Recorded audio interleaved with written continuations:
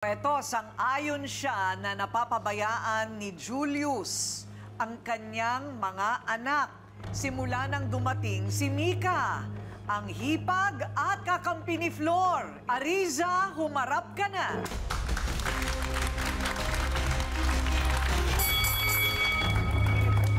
Ate Ariza, paano nyo naman nasasabi na napapabayaan yung mga anak kung sila mismo gusto tumira kay Mika at kay Julius? Sa tuwing dumadalaw po yung mga bata, hinahayaan lang po nila sa labas. Hinahayaan maging bata? Anong mali doon? Opo. Dapat nga po, kung mahal niya po si Julius, iintindi niya po yung mga bata, hindi po niya hahayaan sa labas. Bakit? Ano ba ginagawa sa labas? Pwede pong masagasaan po yung mga bata, mga ganong edad po, hindi napapabayaan sa labas. Teka muna, sandali lang. So, si Julius nasa construction. Opo. So, yung mga bata, lumalabas. Pag dumadalaw po yung mga bata, siyempre siya po minsan naiiwan. Dapat nakatutok din po siya sa bata. Kung mahal niya po si Julius, dapat po babantayan niya po yung mga bata. Yung mga bata hindi ba nag-aaral? Nag-aaral naman po kaso po panghapon. Yung iba po pang umaga.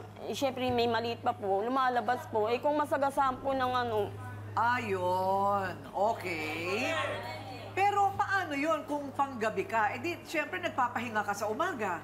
Opo. O paano nga ang pagbabantay sa mga bata? Ang balak po kasi namin ni Julius, kung uupa na kami, yung mga bata, doon lang din sa bahay. Para tutok sila mag-aral. Kasi ngayon, bakit sila lumalabas? Ngayon kasi kaya sila nakakalabas, lalo pag wala ako. Sa tanghali, di ba, walang kuryente, wala ako doon, nandun ako sa amin. Pupunta yung mga bata, nasa labas, maglalaro kasama yung mga pinsan nila. Pero pag nandun naman ako, oo, hinahaya ko silang nasa labas. Pero pag oras na ng pagkain, tinatawag ko sila. Kasi hinahaya ko sila maging bata eh. Normal lang naman yun yung bata. Ako, ganyan din ako sa mga bata ang Pero hindi maglaro. dapat. At isa pa Malapit ka po. sa kalsada kasi dapat. At saka isa pa kasi hindi ko sila Pinapawi mo yung higpitan. maliit. Dahil unang-una, hindi ko sila totoong anak. Oo, anak sila ng kinakasama ko. Pero hindi ko sila pwedeng higpitan, hindi ko sila pwedeng sakalin. Sinasagot-sagot ka ba ng mga bata? Sinasabihan ka pag Minsan. Anong sinasabi sa'yo ng mga bata? Pagka pinagsasabihan ko na, wag na kayong lumabas, sasabihin sa akin, bakit ba? Gaganyanin ako. Kaya ang ginagawa ko, sinasabi ko doon sa tatay. Ala, ikaw huwag na magsabi. kayo lumabas kasi nasa labas na tayo. Kaya sabi ko, ikaw magsabi sa mga bata. Para walang conflict. Oo, hindi ko sila pwede kasing pagalitan ng todo. Kasi nangako sa kanila, hindi ko sila sasaktan eh. Kaya ang pinapasuheto ko yung tatay. O eto naman, ang na-in-love sa miyembro ng LGBTQIA+, pero nagpapabaya din umano sa mga anak. Julius, humarap ka na.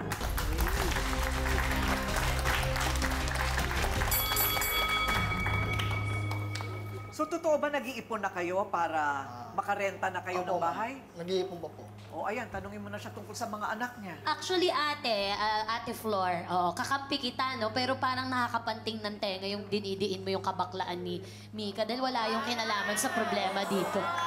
Pero Julius, sa'yo may problema ako. Kaya nga, dapat magpasalamat nga tayo kay Mika. Si Julius ang may problema. Julius, pasensya ka na ha, kasi nasa puti ako eh, no? Tatay ka, di ba? Alam mong may 3 kang anak. Habang nasa construction ka, sumasagi ba sa araw mo na ano na kayang ginagawa ng mga anak ko? Kumain na kaya? Andun sa nanay. Eh, wala nga din yung nanay. Doon nakatira sa nanay. Si Jessica ay busy sa manicure. O, so ano, sige. Naiisip mo ba yon? Opo, naisip ko po yun. Ang naisip ko po, kahit nasa trabaho po ako, natitingnan po ng mga lolo niya sa mga chewing po.